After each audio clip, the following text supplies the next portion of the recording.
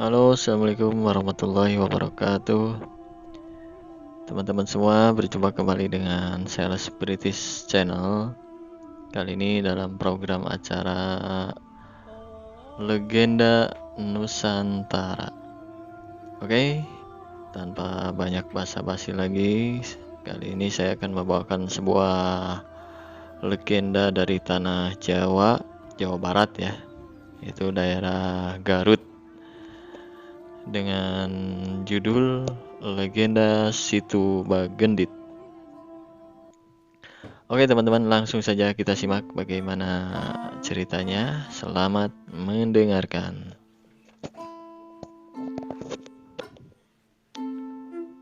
Hari ini duka menyelimuti desa Banyuresmi.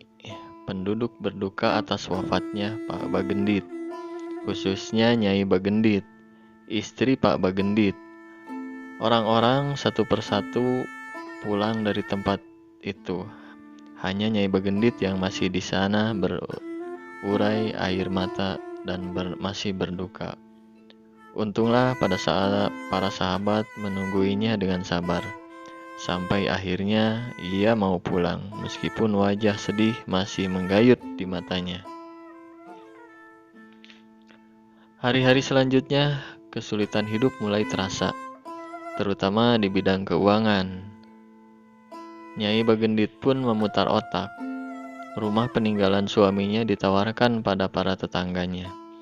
Rumah besar itu pun terjual dengan harga tertinggi, yakni 500 sen pada waktu itu.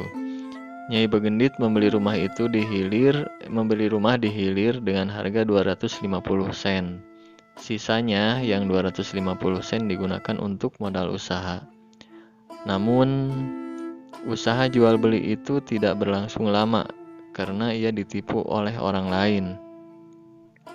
Nyai Bagendit pun segera beralih usaha. Ia mendapat nasihat dari seorang nenek agar membuka usaha meminjamkan uang dan memungut bunganya. Agar tidak ditipu si peminjam, harus ada barang jaminan, dengan catatan barang jaminan itu harus mempunyai harga melebihi uang yang dipinjam. Bila orang tak mampu membayar, barangnya akan disita. Sejak hari itu, Nyai Bagendit mulai usaha rentenirnya. Ia memulai dari para tetangganya, selanjutnya pada orang-orang yang lebih jauh. Semakin hari, usaha Nyai Bagendit pun bertambah maju. Meskipun untuk itu, ia harus tega kepada orang-orang yang meminjam uang kepadanya. Bahkan, lama-lama ia mampu membayar orang untuk mengawasi usaha tersebut. Bila ada yang tak bisa membayar, barang jaminan disita oleh pengawalnya yang berwajah garang. Akhirnya, Nyai Bagendit menjadi semakin kaya, sedangkan masyarakat di situ banyak yang miskin. Hal ini tidak disukai anaknya sendiri yang bernama Mayang Sari, juga seorang perantau yang baru pulang bernama Sondang. Sondang meneliti semua peristiwa yang berkaitan dengan Nyai Bagendit. Ia mulai melakukan perlawanan terhadap centeng-centeng Nyai Bagendit. Ia melatih pemuda-pemuda agar memiliki ilmu bela diri. Ketika semua telah siap, ia mulai membebaskan ternak yang dijadikan barang jaminan. Semua barang jaminan dikembalikan kepada petani yang memerlukan ternak untuk menggarap sawah dan ladang mereka. Dalam situasi yang panas itu, Mayang Sari pun kabur dari rumah. Ia semakin tidak suka dengan perbuatan ibunya yang suka merenten tersebut. Kemudian, ia bergabung dengan kelompok Sondang. Mereka mulai memindahkan sawah dan ladangnya ke tempat yang agak jauh dari Banyuresmi. Maksudnya agar tidak diketahui Nyai Bagendit. Rupanya kejahatan Nyai Bagendit telah sampai di telinga para pemimpin kecamatan. Mereka mengirim petugas untuk menyelidiki hal ini ke rumah Nyai Bagendit. Ia dikabarkan sebagai rentenir dan sebagai bandar judi di kampung Banyuresmi Hilir. Petugas bernama Dharma mencatat semua kegiatan Nyai Bagendit dengan lengkap. Hal ini akan dilaporkan kepada Pak Camat, dan mudah-mudahan Pak Camat akan melakukan tindakan yang keras. Nyai Bagendit masih melakukan kegiatan hariannya, yakni ia yakin tidak akan ada tindakan apa-apa terhadap dirinya. Ia bahkan melakukan pesta yang meriah dan mewah. Ada seorang pengemis bernama Aki Kamalir. Dulunya ia adalah pengatur air di kampung. Kini menjadi pengemis pengembara. Suatu hari ia sampai di kampung Nyai Bagendit. Kampung tampak ramai karena si Nyai mengadakan pesta. Banyak makanan dan minuman untuk tamu-tamunya. Suguhan sate bakar yang lezat sangat disukai tamu-tamu. Saat itu ada kucing yang menggondol setusuk sate dari piring seorang tamu. Si kucing berlari, namun ia digertak oleh seorang pelayan dan jatuhlah sate yang digigitnya. Si pengemis yang kebetulan dekat dengan tempat sate itu jatuh, segera bertindak. Sate itu diambil bahkan kemudian dimakan dengan enaknya. Kejadian itu dilihat oleh Nyai Bagendit. Ia tidak rela melihat sate yang jatuh itu dimakan oleh si pengemis.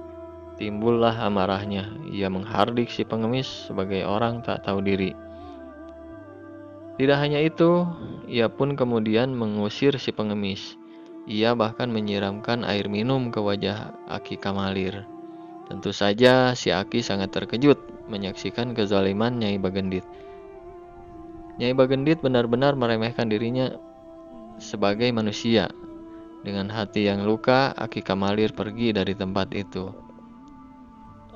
Sampai di tepi sungai, ia mendengar azan zuhur. Ia mencari tempat yang sepi dan sholat di bawah pohon bambu, dan ia sholat di atas batu yang lebar. Selesai sholat, mulailah ia berdoa agar Nyai Bagendit yang telah menyiram wajahnya dengan air, mendapat air yang dapat mendinginkan hatinya yang penuh dengan kesombongan. Semoga Allah mengabulkan doanya. Tak lama kemudian, Aki Kamalir melihat titik-titik air yang mengumpul di langit. Ia terus berjalan menuju ke arah perbukitan tak jauh dari desa. Namun karena tubuhnya sudah amat lelah, setiba di perbukitan, Aki Kamalir jatuh pingsan. Ia ditolong oleh Sondang dan kawan-kawannya. Sondang kemudian mengajaknya ke perkampungan baru di sekitar situ. Di langit, awan semakin menggumpal. Pertanda hujan akan segera turun. Di tempat pesta Nyai Bagendit, keadaan pun sama. Langit menghitam sehingga para tamu pamit pulang. Nyai Bagendit sedih karena makanan masih banyak.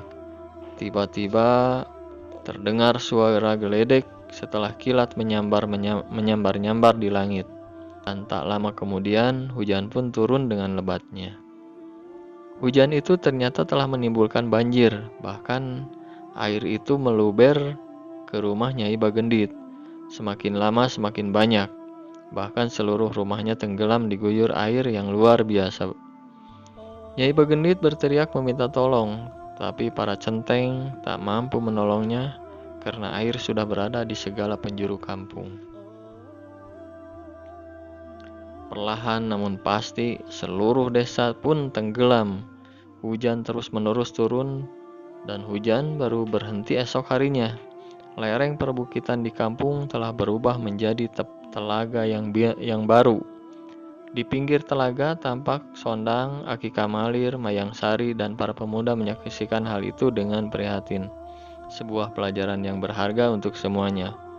Untuk mengenang perbuatan Nyai Bagendit, telaga baru itu disebut Situ Bagendit. Oke teman-teman, itu saja mungkin yang bisa saya sampaikan. Itulah dia legenda ya, yang namanya legenda belum tentu juga kebenarannya. Buat kalian yang punya kritik dan saran atau masukan, bisa kalian masukkan di kolom komentar. Ataupun ada yang tahu sejarah daripada Situ Bagendit yang lebih lengkap, bisa kalian share di kolom komentar. Oke, sampai jumpa kembali dengan Sales Spiritus Channel dalam program acara berikutnya. Wassalamualaikum warahmatullahi wabarakatuh.